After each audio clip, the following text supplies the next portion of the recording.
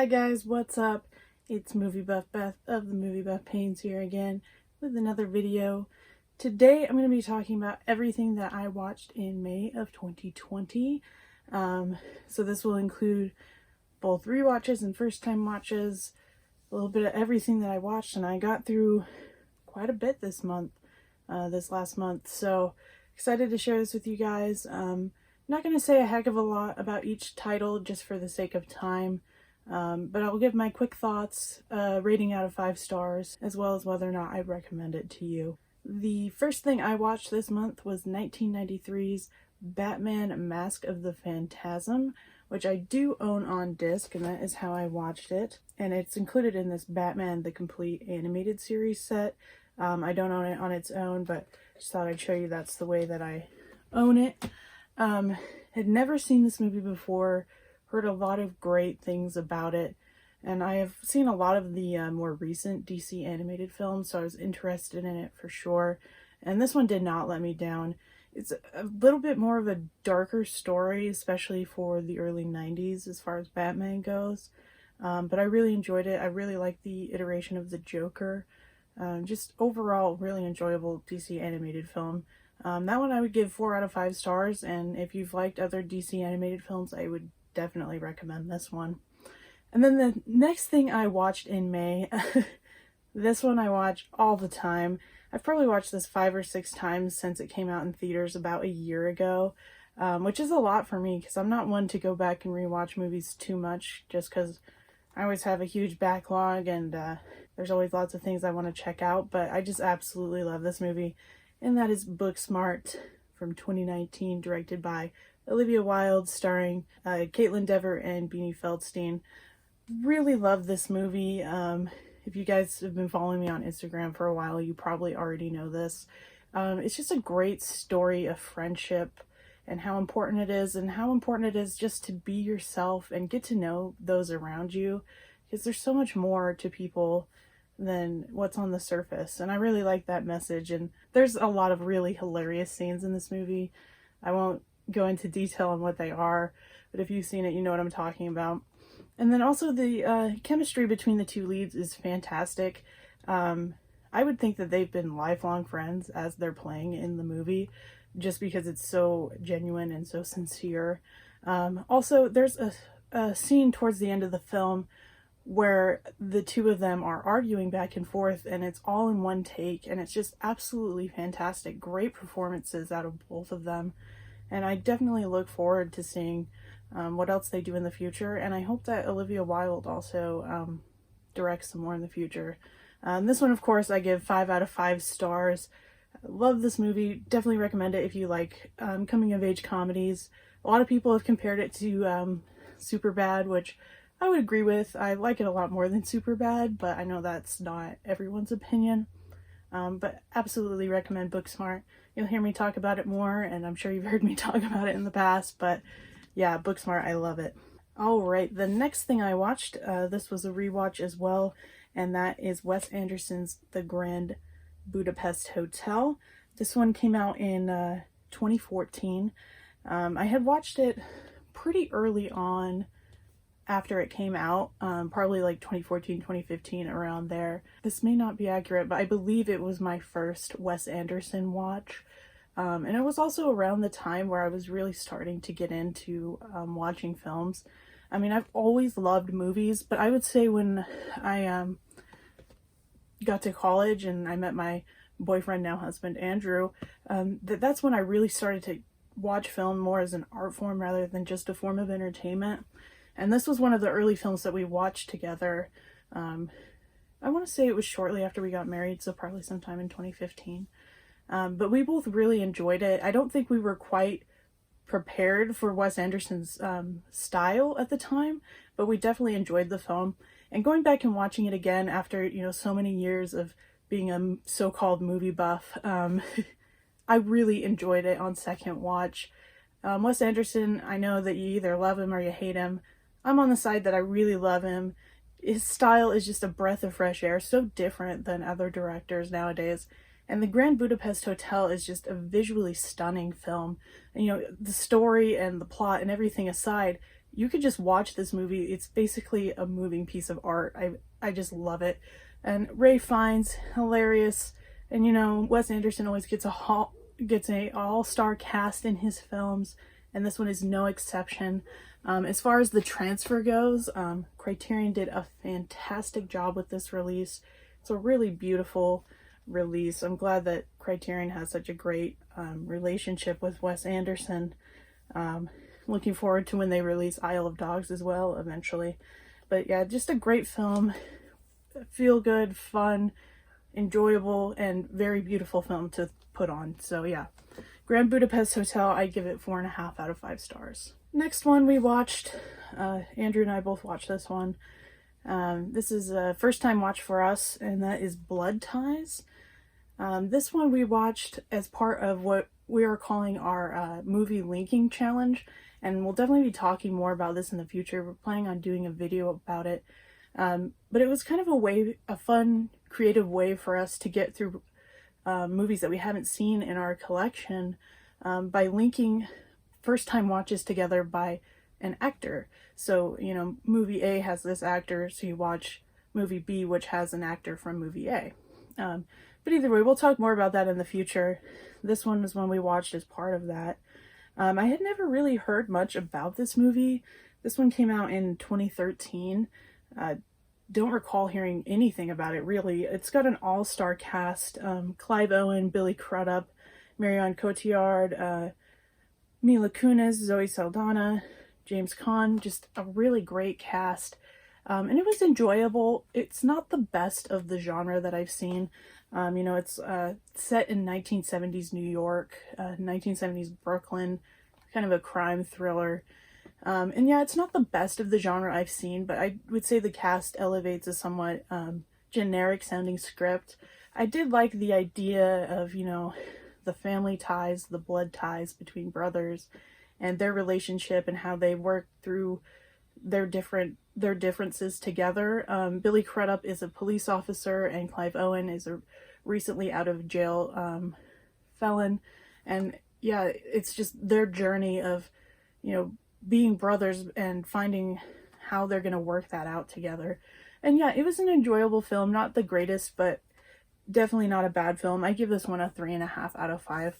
And I'd recommend it if you like the cast and you like films set in Brooklyn, 1970s type films. So yeah, Blood Ties. Next one we watched was Casino by Martin Scorsese on 4K. I had never seen this movie before. Owned it on Steelbook for a long time, just never really got around to it. I think part of it is it's super long, and you know, we all put those off sometimes. But I got the 4K not too long ago. Another one of my like challenges that I have going right now is I'm trying to watch movies, you know, from each year that have been alive that I've never seen before, and Casino was my choice for 1995. And this was a great film, you know, set in Las Vegas. It's the story of the Stardust Hotel and kind of the mob beginnings of it.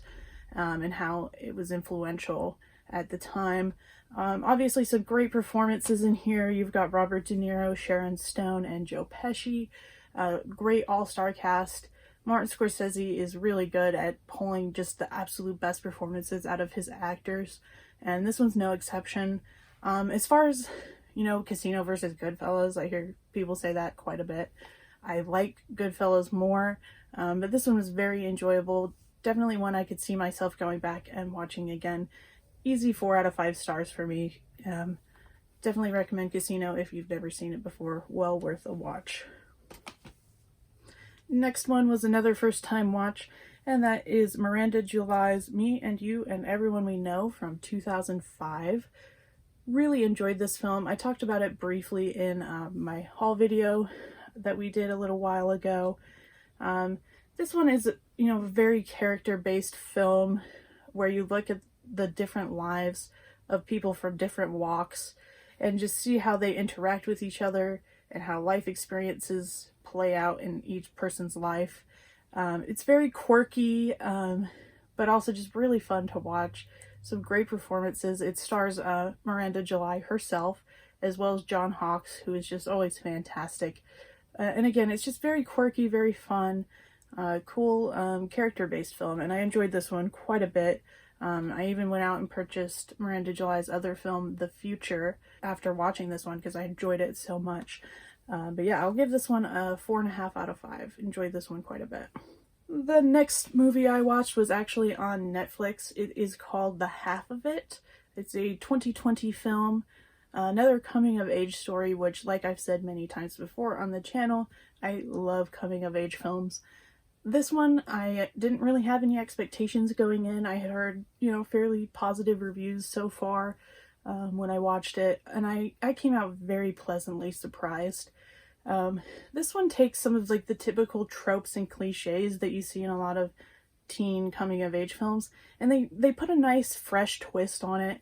It's about a girl kind of exploring her sexuality and also, just finding herself inside of her sexuality and outside of it. And it's really interesting. She is helping a boy get a girl that he likes, who also happens to be the girl that she likes. So it kind of sounds like a dumb teen love triangle film, but it's actually really cute, really genuine. Great performances from a cast of pretty much unknowns. Also like the cultural elements that they put in. Just overall a great coming of age story, and I enjoyed this one quite a bit. One of my favorites of 2020 so far. And again, you can stream this one on Netflix. I give this one a 4.5 out of 5. Definitely recommend The Half of It. Next one I watched, this was a rewatch, kind of a nostalgia rewatch. We all have these movies that we just like to go back to and watch and enjoy. And that is, let's see, when did this come out? 2008's What Happens in Vegas, starring Ashton Kutcher and Cameron Diaz. This is one of my favorites. I've always liked this movie. It was one that I would watch with my friends in high school a lot, and we would just laugh. And the best part of this movie, honestly, is the supporting cast. Their friends, Lake Bell and Rob Corddry, who I absolutely love. They're hilarious together. They're in quite a few things together, actually. But yeah, I really like them. Some really fun one-liners. It's a very predictable film. Like, you could probably look at the cover and look at the title of this movie and kind of guess what the plot is about. But it's just one of those movies that I like to go back to every once in a while and watch. It's just really funny. Really like What Happens in Vegas. I'd give that one a 4 out of 5 just because I really enjoy that film. Really a fun one to watch. I think we all have those movies that we know aren't good, but we just enjoy the heck out of them. And I'm not going to call them guilty pleasures because I genuinely enjoy it and I don't feel guilty about it. So, but yeah, it's a movie I know is not great, but I enjoy. Next one that we watched this one for May the 4th, and that is Solo, A Star Wars Story. I saw this one back in theaters. I don't think I had watched it since. This is directed by Ron Howard, of course, the story of Han Solo. Not very many people talk about this one when we talk about Star Wars. I'm not the biggest Star Wars fan. Andrew is a huge Star Wars fan, but I think we both enjoyed this one quite a bit. It's a little more low-key, lower stakes than some of the other Star Wars films, and I think that's partially why I enjoy it. It wasn't very well received, but it's just an enjoyable film, something that you could throw on and just have a fun time with. So yeah, I would give Solo, A Star Wars Story a 3.5 out of 5. Alright, this next one is also a rewatch. I had seen it once before, I don't know, maybe 4 or 5 years ago, and that is, oh boy, it's falling out of the case. And that is 2001's Donnie Darko. This is the Arrow release, in case you're wondering. It's a really nice release. Has the theatrical and the director's cut. And it had been so long since I watched this movie last. It came out in 2001 originally. But yeah, it had been so long since I watched this film last, I didn't even remember which cut that I had watched. I want to say I watched the theatrical cut, but I honestly cannot remember. Even upon rewatching, I cannot remember which cut I watched. But I remember that I really loved it. It was a cool mystery, one that makes you think. But yeah, I knew that I loved it. I couldn't remember which cut I watched, so I decided to throw on the theatrical cut this time. and I loved it. It's a great film. It asks a lot of really deep and profound questions, but it also has that cool, cult-like feeling to the film. Great performance from Jake Gyllenhaal. Don't want to say too much about it. I don't want to give anything away. But now that I watched the theatrical cut again, I definitely want to go back pretty soon, probably within the next few months, and watch the director's cut. There's quite a bit of debate on which one is better. In fact, I put up a poll on Instagram before I watched it again, asking which one should I watch, which one is better, and it was almost split 50-50 down the middle. So yeah, that is 2001's Donnie Darko, and I would easily give that one a 5 out of 5 on the theatrical cut. Alright, the next thing I watched was something on Amazon Prime, and it is called A Guide to Second Date Sex. This one came out in 2019 and stars 1917's George McKay, which was the main reason I threw this one on. It's a movie that takes place all in the same evening, kind of an awkward story of, on the second date, do we have sex, do we not have sex, how should I dress, what should I do, how should I act, kind of asks those questions between the two main characters. There's a lot of really awkward scenarios that happen in this, and you really feel for the characters. You're like, gosh, I hope I'm never in a situation like this. It was pretty funny, nothing outstanding, of course. George McKay is always fun to watch. I've enjoyed him quite a bit in everything I've seen him in, back to like Captain Fantastic and Pride. And hopefully after 1917 he'll start to be in a lot more roles, but yeah, this one was enjoyable. A pretty decent way to pass the time. I would give this one a 3 out of 5. And again, you can stream this one on Amazon Prime in the US if you're interested. Alright, the next one I watched was 1986's The Wind. This is put out by Arrow Video. Pretty new release of theirs. Decided to watch it. It looked pretty cool. Nico Mastorakis, I've liked everything that I've watched by him so far. Main one that I really enjoyed was In the Cold of the Night, which is put out by Vinegar Syndrome. But yeah, I enjoyed this one. It's a cool horror film that's very isolated. I always like those when you're in an isolated setting and there's not an easy escape route. I think that creates for some really fun horror situations. And this, of course, stars Wings Hauser, who is just always crazy and fun. And yeah, this one's not the best horror film I've seen, but if you have liked some of Nico Mastorakis' other movies and you like Wings Hauser, then I would definitely recommend this one. I would give this one a 3.5 out of 5, and the transfer looked pretty good from Arrow. Pretty cool package here, so yeah, The Wind.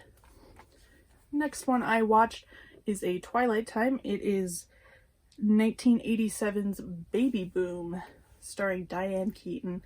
This one is written and directed by Charles Shire, also written by Nancy Meyers, who I love. I always love the Nancy Meyers movies. They're just feel-good, awesome movies. The Holiday is one of my all-time favorite films. And Diane Keaton is just, she's a national treasure. We love her. But yeah, this story is about a businesswoman who is just at the top of her game, and suddenly, due to the death of a family member, she is left to take care of a baby.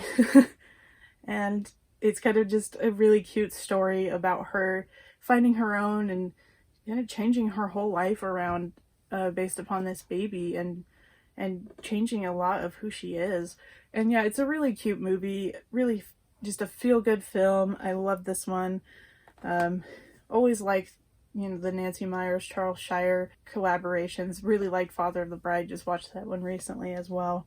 But yeah, Baby Boom, I give it an easy 3.5 out of 5. Definitely recommend that one. Next one I watched, this is another one, from the years that I've been alive that I wanted to see. This one came out in 1996, and that is Breaking the Waves by Lars von Trier. This one is released by the Criterion Collection. First, I'll say Lars von Trier is a very divisive director. I don't think I would outright recommend any of his movies to anyone unless they like Lars von Trier. But this film I really enjoyed. It's a tragic and heartbreaking story. A young couple played by Emily Watson and Stellan Skarsgård. They get married, and he goes out to sea, and he's away for quite some time, and she's very lonely. It's a small town. I'm trying to remember where this takes place. A small Scottish village, and she's very naive, and she gets very lonely, and she's also very religious, and she finds herself praying, for him to come home to her because she's so lonely. And then he's injured in an oil rig accident, and she suddenly feels that it is her fault for praying for him to come home to her. And yeah, it's a very sexually based film, but also just heartbreaking to see, the relationship between the two of them and her relationship with God. And it was a fantastic performance by Emily Watson, one of my favorite recent performances that I have seen. And I don't want to say too much about the plot. And, it's Lars von Trier, so there are some awkward subject matters that he goes into. But it's a very good film. I would recommend this one, again, if you are a fan of Lars von Trier, or, if Emily Watson's performance is intriguing to you. Definitely look up the plot before you watch it to see if it's something that you would connect with.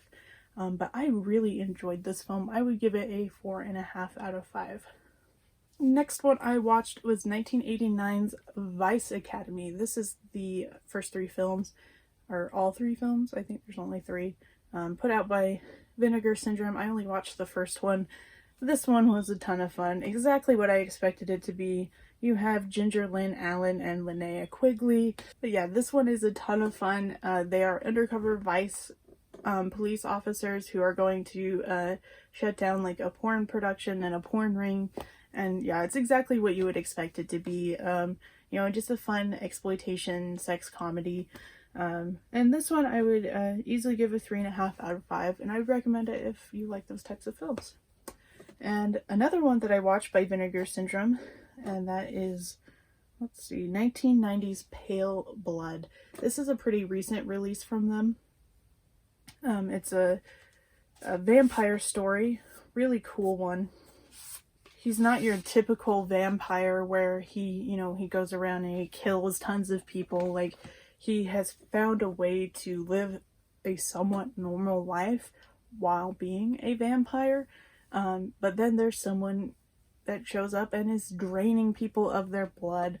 It's actually a really cool, stylistic film. I love these like 90s city set horror films. And yeah, this one is super underrated. I'd never heard of it before Vinegar Syndrome released it, but really liked it. Really stylistic, really cool. Definitely recommend that one. I would give that one a 4 out of 5. Alright, continuing on, next thing I watched was 1980's Cannibal Apocalypse. This is a Kino Studio Classics release starring John Saxon. There's a ton of films in the cannibal genre, and I've recently been diving into them. I watched like Cannibal Holocaust and lots of cool ones, and this one is no exception. This is a great like virus-based film. You take 2 Vietnam vets who are kind of working through PTSD and the struggle of dealing with cannibalism while they were in war, and it's just a really interesting film. Great Italian schlock, of course. But yeah, I enjoyed this one quite a bit. I'd easily give this one a 3.5 out of 5, and I'd recommend it if you enjoy the cannibal subgenre. Next one I watched was 2020's Gretel and Hansel. This is directed by Osgood Perkins, who I like quite a bit. He directed one of my favorite modern horror films, The Black Coat's Daughter, which I'll definitely talk about in a future video. He also directed a film that went straight to Netflix. It's called I'm the Pretty Little Thing That Lives in the House. I believe that's what it's called. It's a really long title, but I enjoyed that one as well. I just think he's a great director with atmosphere. His films just have a look and a feel to them that is very unique and very scary. And Gretel and Hansel was no exception. It got, mainly negative reception, and I think that's because, it was marketed as more of like a blockbuster horror film, whereas it has more of that like indie atmospheric type horror feel to it, which probably doesn't play well to mainstream audiences, which is kind of why I feel like it probably didn't do well. But there's also, you know, people that watched it and didn't enjoy it very much, but I enjoyed it quite a bit. Really creepy atmosphere. Again, very isolated.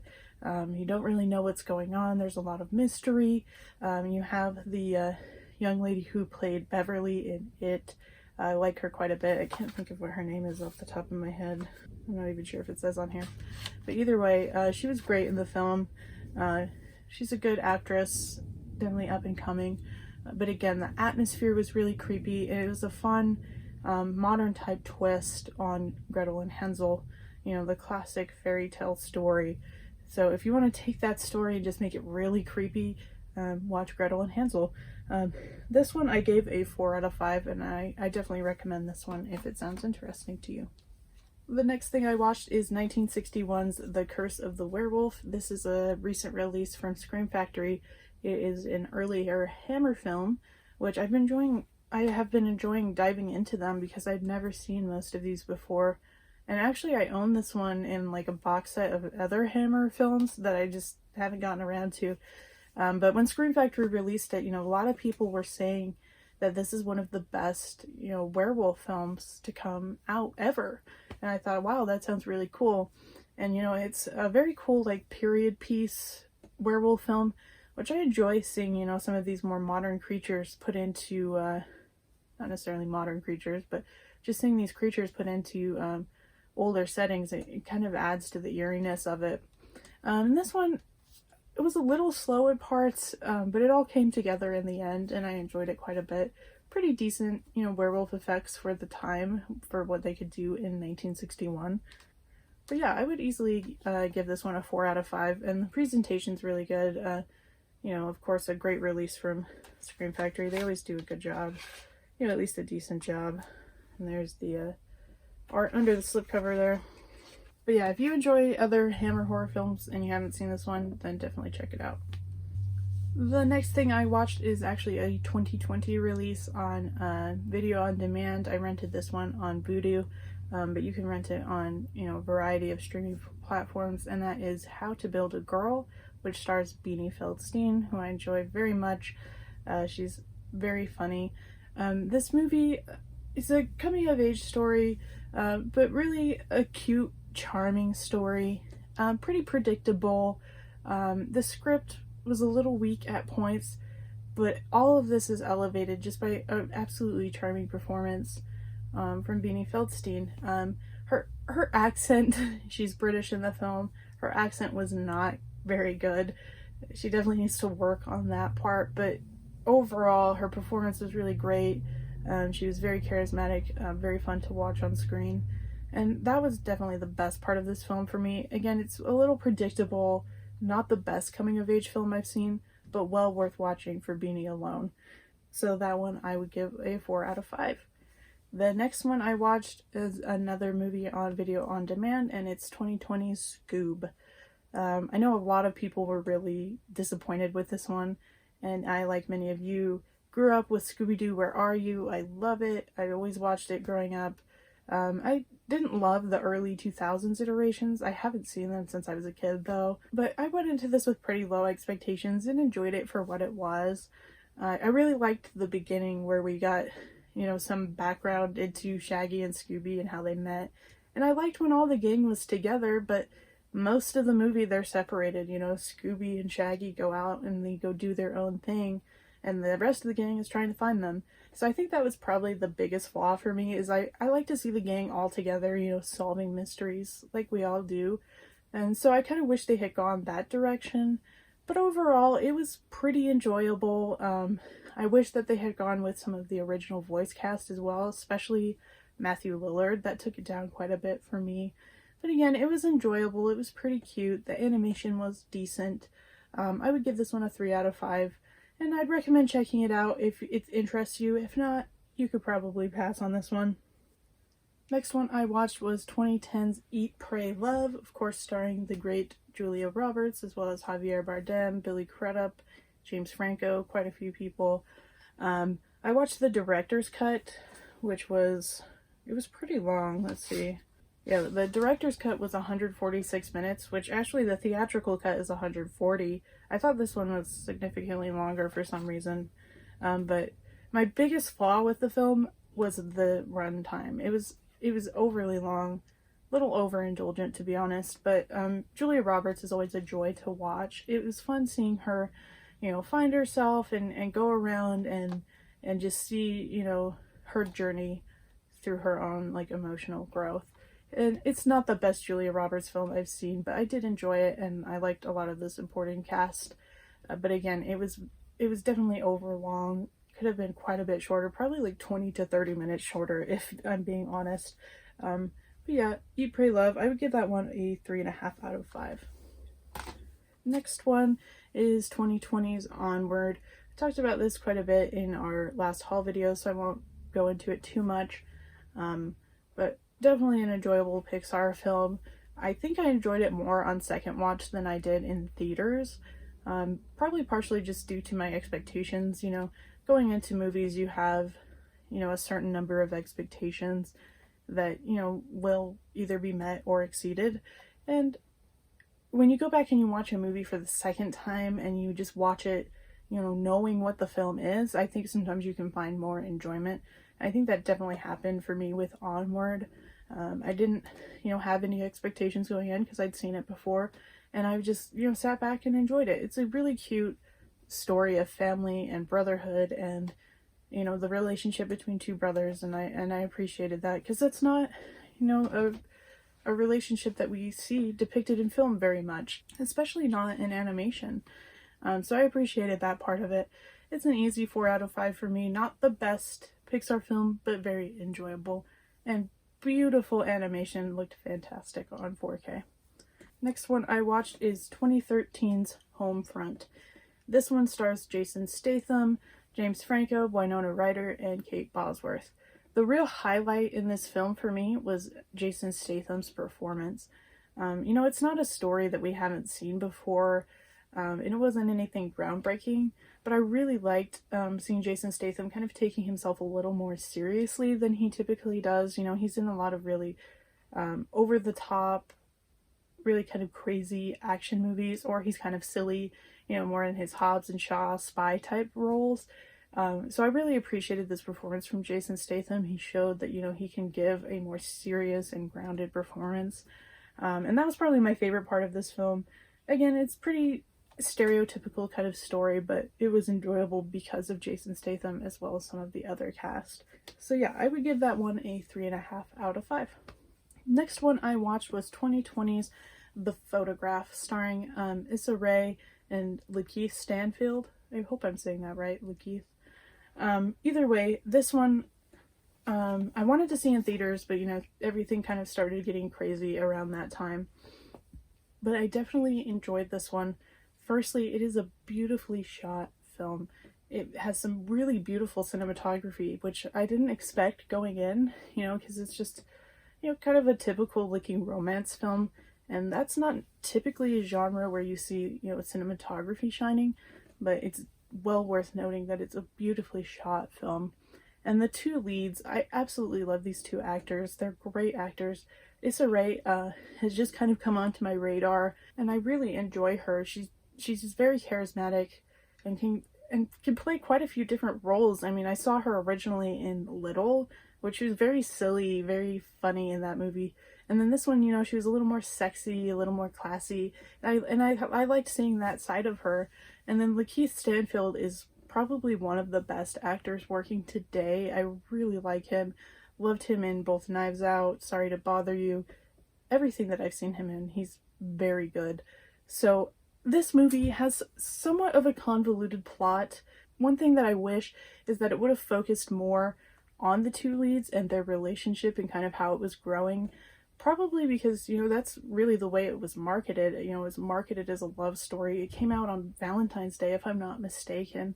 But I feel like that kind of took a back seat a little bit more to the story of Issa Rae's mother, which was very interesting as a subplot, but I think, sometimes it kind of took more of the front seat for the plot, and I would have rather have seen, a little more about the lead characters and their relationship and it would have made the ending a little more, you know, hard-hitting.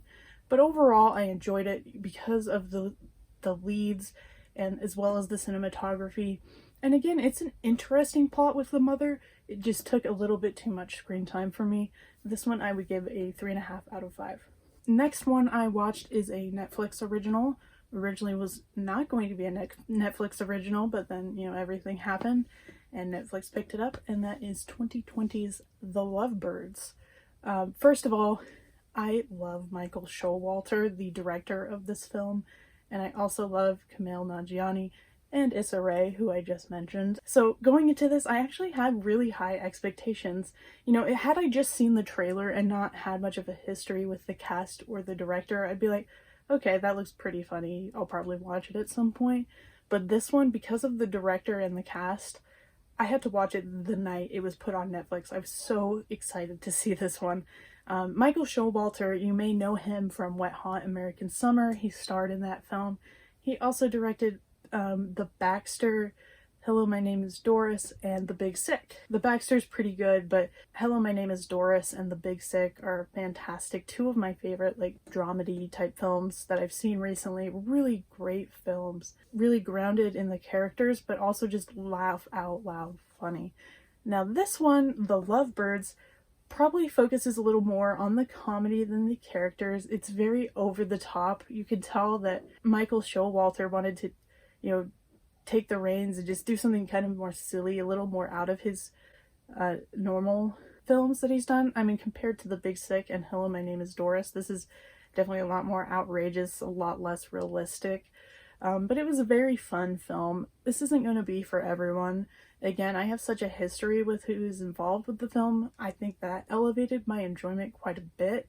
But yeah, the chemistry between Kumail and Issa is great. They're very believable as these characters. Very funny. Again, there's a lot of one-liners in here. A lot of laugh out loud moments that I didn't expect. Well, I did expect because Michael Showalter is hilarious. But yeah, this one's a lot of fun. It's very over the top, very unrealistic, but lots of fun. And not as good as his other films, but definitely a 4 out of 5, and I recommend this one. Next one I watched is John Carpenter's Ghosts of Mars. I had never seen this one before. This one came out in 2001. This one's put out by Mill Creek. Of course, you have Ice Cube, Natasha Henstridge, and Jason Statham, Pam Grier. I don't like a lot of John Carpenter's non-horror films, I will admit. This one I went in with pretty low expectations because I'd heard pretty meh things about it, and it about met my expectations. I enjoyed it. Of course, the special effects didn't look great. I mean, they looked okay for the time, not great. And the story, you know, it had some uneven pacing.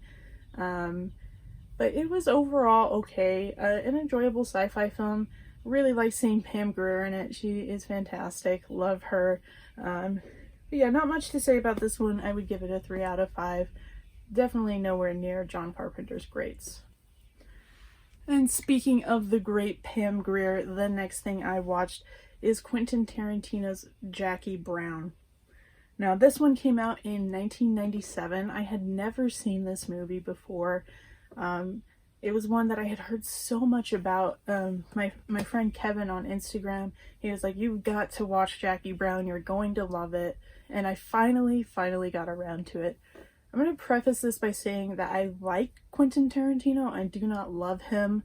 I do love some of his films, but overall I'm not like, you know, like a fangirl over Quentin Tarantino. He's not my favorite director.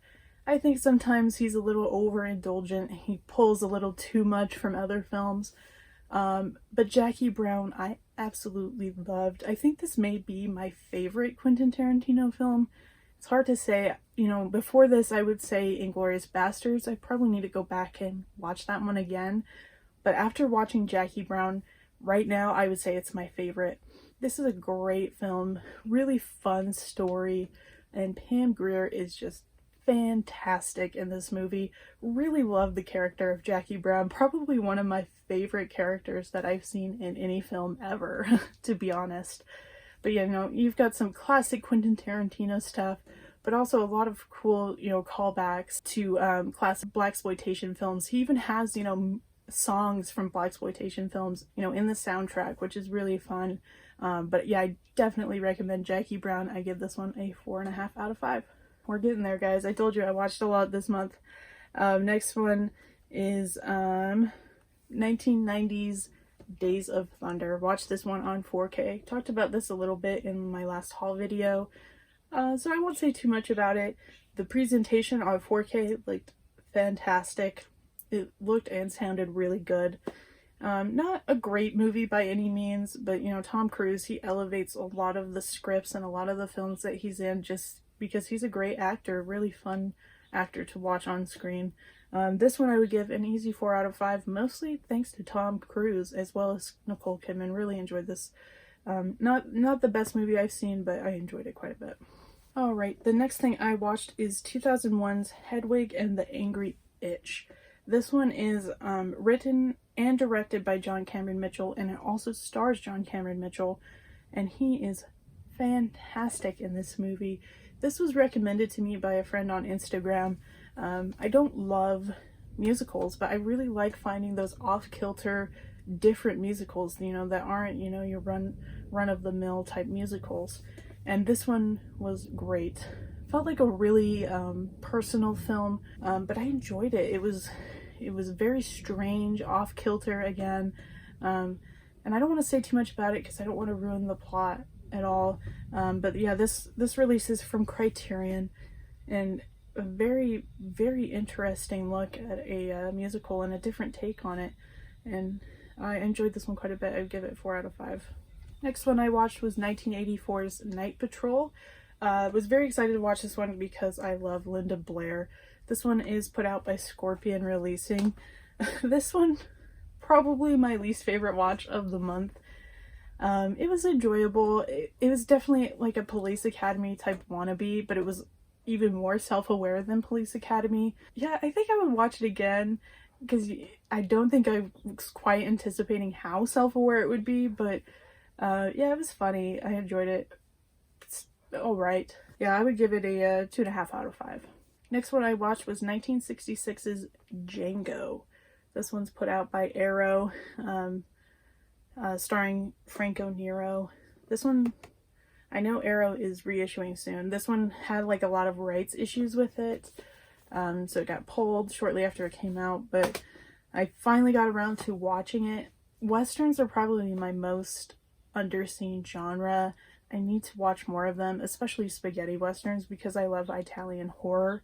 But I just really want to dive more into them. So if you guys have some recommendations for westerns or spaghetti westerns that I need to check out, well, let me know. I probably haven't seen them because I've hardly seen any westerns. But enjoyed this one quite a bit. There's lots of blood, lots of gore, lots of really fun, shootout scenes. Franco Nero was great, and the presentation was great. So when Arrow releases it again, I would definitely recommend picking it up. But this one I would give an easy 4 out of 5. Definitely recommend Django. Alright, the next one is a rewatch of George A. Romero's Day of the Dead from 1985. This is the Scream Factory release. My parents came to visit recently, and my mom was like, I'm in total zombie mood. I guess you can see where I got my love for horror from. But yeah, she was like, I just want to watch nothing but zombie movies. And I was like, okay, Mom, have you ever seen Day of the Dead? Because I knew she had seen Dawn of the Dead, but she couldn't recall if she had seen Day of the Dead or not. And I said, this is a great one. Definitely well worth a watch. So yeah, we threw it on. She said she remembered bits and pieces of it, but hadn't seen the whole thing.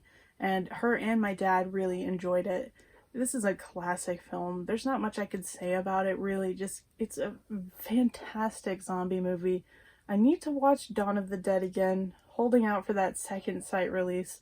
But I think that Day of the Dead might be my favorite of the original of the Dead films. I just really love it.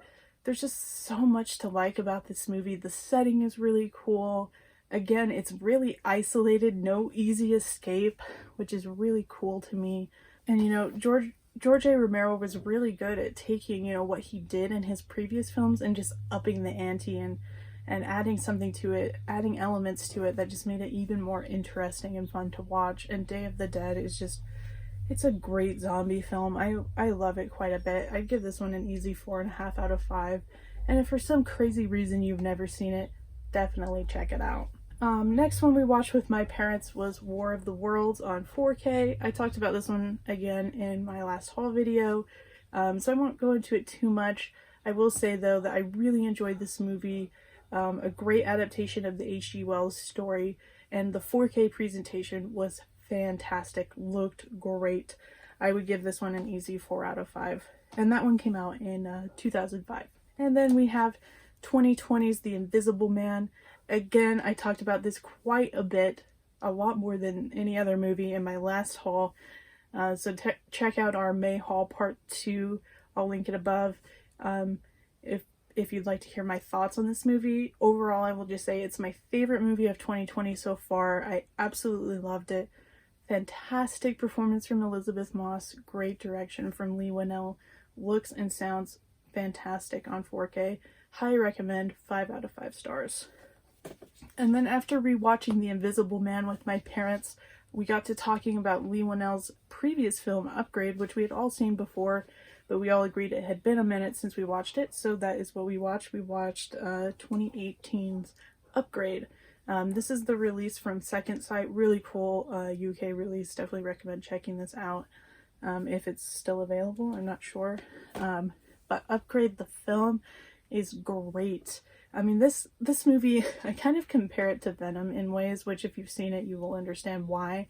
But it's like the much better version of Venom. It's just a really cool concept, really gory movie. I enjoy this one quite a bit. Definitely recommend it if you've never seen it before. I would give that one a 4.5 out of 5. Next one we watched, I'm not sure if this one came out in 2019 or 2020, but that is Vivarium, starring Jesse Eisenberg and Imogen Poots. This one has a really intriguing, interesting concept. I won't go into the plot too much just because I don't want to spoil anything. But yeah, it's a really intriguing concept, and reading about some of the plot devices afterwards, I appreciated it even more. But it wasn't executed fully to its potential, I would say. The performances were great. I love those two together. I also really like them in The Art of Self-Defense. If you've never seen that one, definitely watch it. But yeah, it wasn't executed as well as it could have been. I feel like the idea was so intriguing and so promising that there was more they could have done with it. But overall, I was left pretty satisfied. I'd give this one a 3.5 out of 5. And of course, I had to watch another zombie movie with my mom while she was here. And what better than Lucio Fulci's Zombie? I talked about this one again in the last haul video, so I won't go into it too much. But Blue Underground did a fantastic job with this 4K transfer. If you're on the fence about picking up, definitely pick it up. And the movie itself is an absolute classic, one of the best zombie films for sure. And I would give Zombie 4.5 out of 5. And another one that we watched with my parents, it was actually a first time watch for me and Andrew. And that is 1991's Backdraft. We watched it on 4K. I can't say much to the 4K transfer because I'd never watched the Blu-ray before, but it did look good. This one stars Kurt Russell, William Baldwin, Robert De Niro, directed by Ron Howard. I enjoyed it. I'd heard a lot of things about it before. It's, a pretty famous film. And I guess my expectations maybe were set a little higher for it. But I did enjoy it. A little melodramatic at parts, but an enjoyable film nonetheless. I would give that one a 3.5 out of 5. The effects were very good. The fire was very cool. Definitely enjoyed that part of it. And then the next thing we watched all together was actually a VOD film. Again, something you can rent on streaming platforms, and that is The High Note. This is a 2020 film starring Dakota Johnson and Tracy Ellis Ross. Also stars Ice Cube and Kelvin Harrison Jr., who is an up-and-coming actor that I like quite a bit. His performance in both Loose and Waves are some of my favorite performances of the decade. Just absolutely fantastic, really great actor, and I really look forward to seeing what else he has to do. But going back to The High Note, I love this film. I'll just say that from the very start. This is directed by, I'm probably going to say this wrong, Nisha Ganatra, who also did another one of my favorites of last year, and that she did Late Night, starring Emma Thompson and Mindy Kaling. So I'll go ahead and start with the obvious. The two films, Late Night and The High Note, are very similar plot-wise. For those of you that don't know, Late Night is about a late night talk show host played by Emma Thompson and a new writer that she hired, Mindy Kaling, and you know, kind of their relationship and their struggle of power.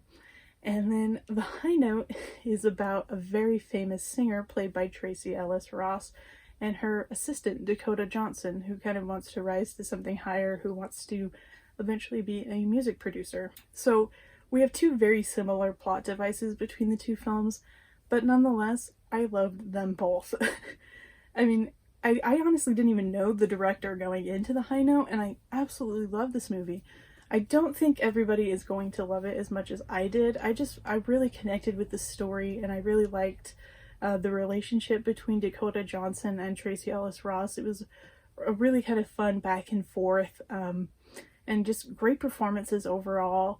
It has a fun little twist near the end that I liked quite a bit, and I enjoyed the heck out of this movie. It's a really feel-good film, which you guys know, you'll hear me say this a lot. I love feel-good movies that just, you know, uplift you and just make you smile, and this one absolutely did that. And I would give it an easy 4 out of 5, maybe 4.5 out of 5 now that I think about it. I would recommend this one if the plot sounds interesting to you. Again, I probably like it more than I think other people will, but I love this movie. And then we also watched The Vast of Night, which is a 2020 film, an Amazon exclusive, so check it out on Amazon Prime.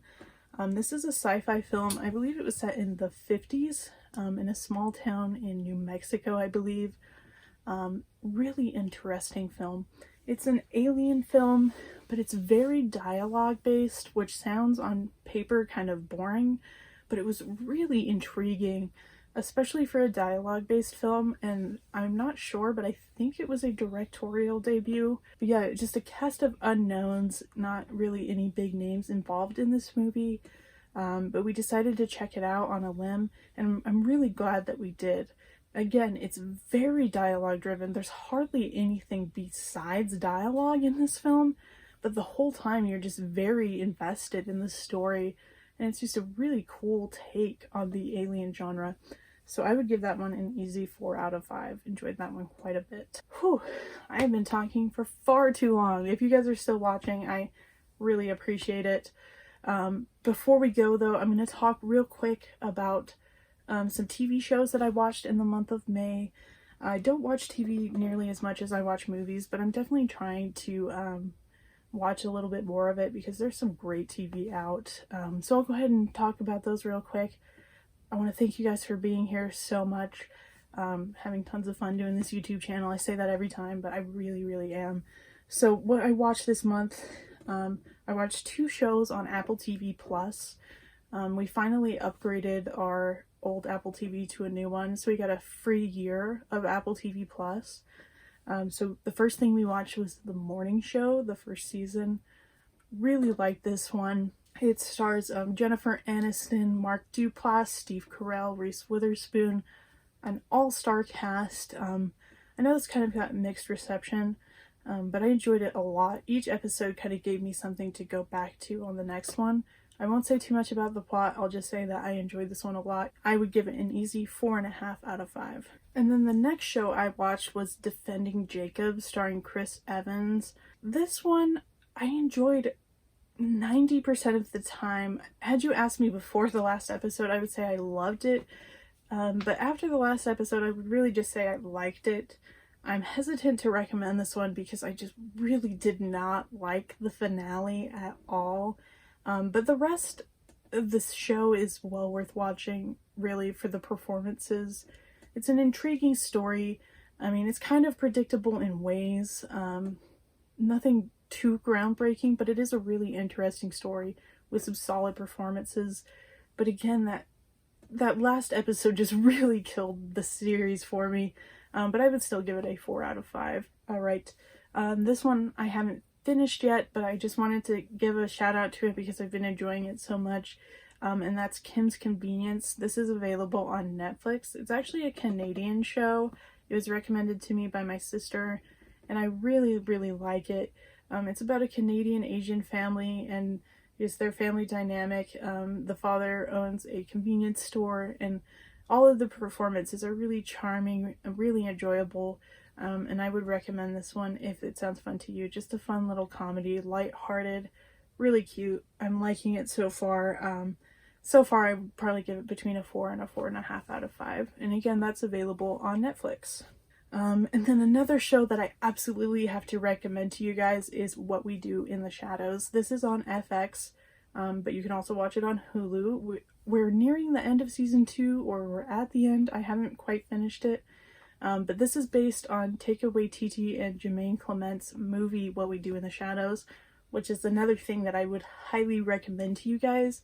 But yeah, I love this show. It's absolutely hilarious. It has some of the best laugh out loud moments. My dear, are you okay? He's sitting right there. There's no one there. But this... I'll just go back inside and leave you to talking to the air. Nandor! There's a ghost on the front lawn. What? And you know, when they announced that they were doing a TV show based on the movie, I was a little hesitant because the movie is so funny and so great, but the TV show takes everything that is good about the movie and just, you know, builds on that. It's different characters than the movie. It's actually, you know, set in the States, and it's hilarious. You absolutely have to watch this. Easy 5 out of 5 for me. And then the last thing I'm going to talk about in this video is something that we finally finished watching, Andrew and I. We just finished it the other day, but I'm going to cheat and put it in this video. And that is The Good Place. This is the complete series put out by Shout Factory. I'm going to dig into the bonus feature soon, and I might do like a full review on this. We'll see. But The Good Place, we're super late on this show. It's been out a few years. You know, it's just recently ended. It had 4 seasons. But we were like, yeah, it's, you know, it's ended now. Let's go ahead and give it a watch. And I must say, this show absolutely blew me away. I've always heard that it's good, but I just didn't realize how good it would be. First of all, the characters are all really likable. Probably my favorite being Janet. Let's see, what is her name again? This, of course, stars Ted Danson and Kristen Bell. Darcy Carden, who plays Janet, is absolutely fantastic. This gal right here, just so good. Probably one of my favorite television performances that I've seen of recent time, which I don't usually say about a comedic show, but she is just great. Like, there were a few episodes where I was just like, I cannot believe her performance here. It's so good. But yeah, if you don't know anything about this show, it's a little bit of a take on the afterlife and, you know, where we go when we die. Ted Danson and Kristen Bell, of course, are great, as well as the rest of the cast. But the biggest surprise to me, you know, of course, this show's funny. There's great chemistry between the cast. But what was really surprising to me is how profound and thought-provoking it was. You know, when the show ended and when we were nearing the ending, I was finding myself asking questions that I had never asked before, you know, like really philosophical questions about, you know, what do we want, like, our good place to be, you know, and can we create that while we're alive? And, you know, it's like, whoa, I'm asking these like really deep philosophical questions because of this comedy show that I'm watching. But that was my favorite part about it. It's just so profound and thought-provoking. And it kind of just hits you like a bus at the end because you're not expecting it. But it has a great finale. It was a little slow between season 2 and 3, but it really wraps it up really well. So, you know, I'm a little bit hesitant to give it a 5 out of 5 because it drags a little bit, but it's really, really close, like a 4.75 out of 5. I love this show. If you guys haven't seen it yet, the first 3 seasons are on Netflix right now, or you can pick up this great release from Shout Factory. Definitely recommend it. But I've been here far too long, guys, so I'll go ahead and stop blabbering. I want to thank you guys for watching. Please like and subscribe. Hit the bell if you want to see when we upload new videos. And I hope you guys are doing well. Take care, and we'll see you next time.